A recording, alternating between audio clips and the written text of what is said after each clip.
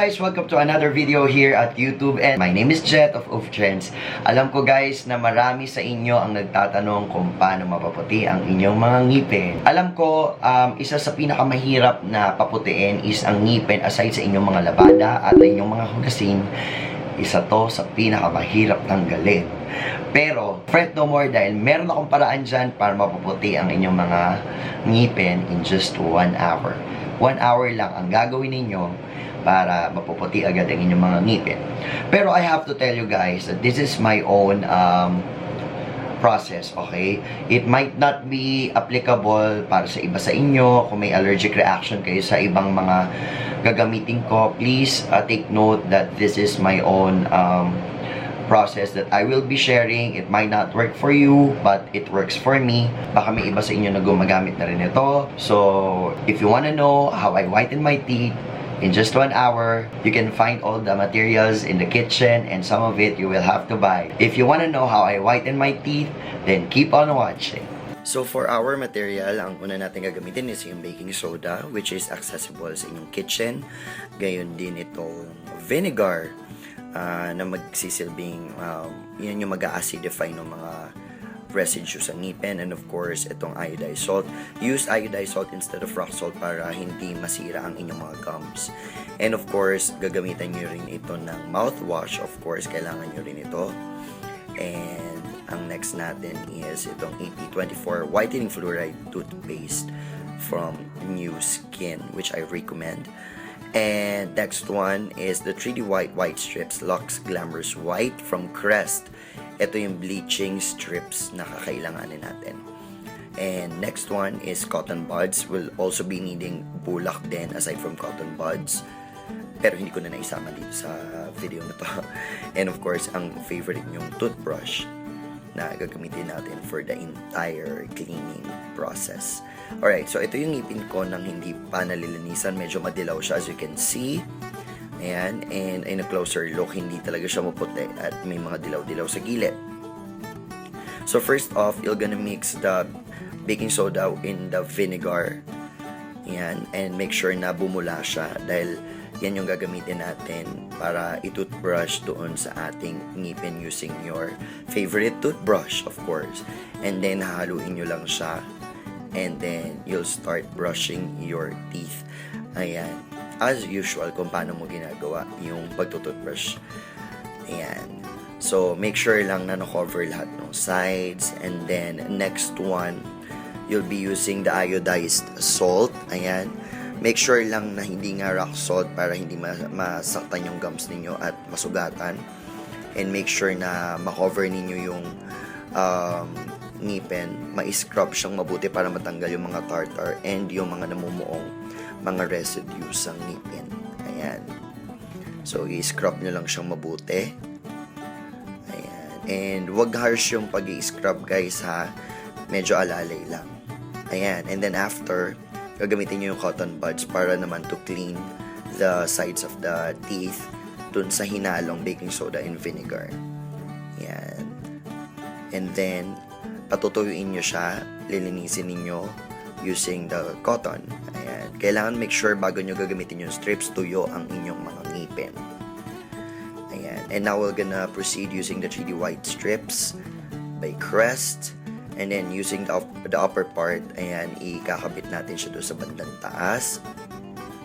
Hindi ito lahat mako-cover guys. Itong harap lang talaga. Kung titignan nyo, medyo piting. Ayan. And of course, yun sa ilalim din, lalagyan din natin siya. And then, we'll just have to wait for 30 minutes. 30 minutes, no more or less. Kailangan eksaktong 30 minutes siya para pumuti. And just wait for it. And then, once you're ready, you can just remove the strips. Unahin natin yung taas. And then, the next one will be the lower strip. Ayan. And then, using your favorite toothpaste, ayan yung AP24 Whitening Fluoride Toothpaste with your favorite toothbrush. Ayan. I-toothbrush nyo ulit at make sure na ma-clean siya. Ayan. Ayan yung magme-maintain ng color ng inyong ngipin.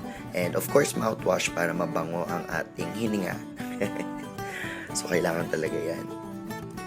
And as you can see, here's the final look. Ayan, nag-lighten up siya ng one tone. So here's my before and after. Thank you so much guys for watching this video. I know you are so informed dahil maa-access nyo tong mga materials sa kitchen ninyo, like the baking soda or the baking powder and the vinegar, toothpaste of course, and mouthwash. Pero you will have to buy itong 3D white na lock strip, white strips, and I got this one. Actually ito, pinabili ko pa to sa States, pero you can actually buy it. Meron sa SNR and meron din sa mga online shops. So if you want to buy or get this, I think nasa 1,000 plus yung isang box nito. I'm not sure, but you can just find it out sa mga online shop. Tapos, yung AP24, I used that. Nakadalawang pack na ako ng, nakadalawang bottle na ako ng AP24 for New Skin. And I got that one from Miss Shine Del Carmen. And this is an honest review, guys. For the AP24, the toothpaste itself is nice kasi maganda siya pag kumain kayo, hindi kagad dumidikit yung stain sa ngipin. Okay, dumudulas, nag-glide lang siya kasi medyo madulas.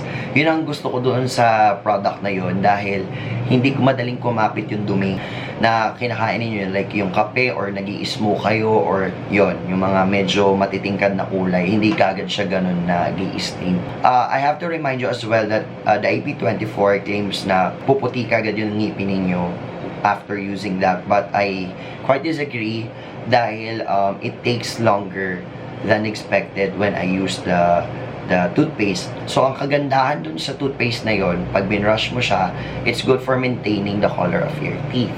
And also, hindi madaling dumikit yung mga stain. Yung combination niya ng toothpaste plus this one, plus the baking soda with the vinegar and the salt, it helps para matanggal yung mga stains and malinis siya at matanggal yung mga tartar and yung mga namumuong kulay. Do this bleaching and cleaning, scrubbing at least twice a month. And then also check your dentist. At least ako, once in 2 months ako nagpapacheck. Or once in 3 months pag medyo busy. Pero I have to make sure na lagi kong pinapacheck yung ngipin ko. So yun. If you guys like this video, don't forget to give this a thumbs up. Subscribe on our channel. And of course, doon sa mga nagtatanong, we have Instagram and Facebook account. So please subscribe here dun sa aming Instagram and Facebook account. We update once in a while. And of course, doon sa mga gusto magpa-shoutout, add nyo kami sa Facebook dun sa aming fan page kasi usually dun kami nagsha-shoutout. Nag-FB live kami. So, sana na-enjoy nyo tong video and see you again on our next one. Have a great evening, guys!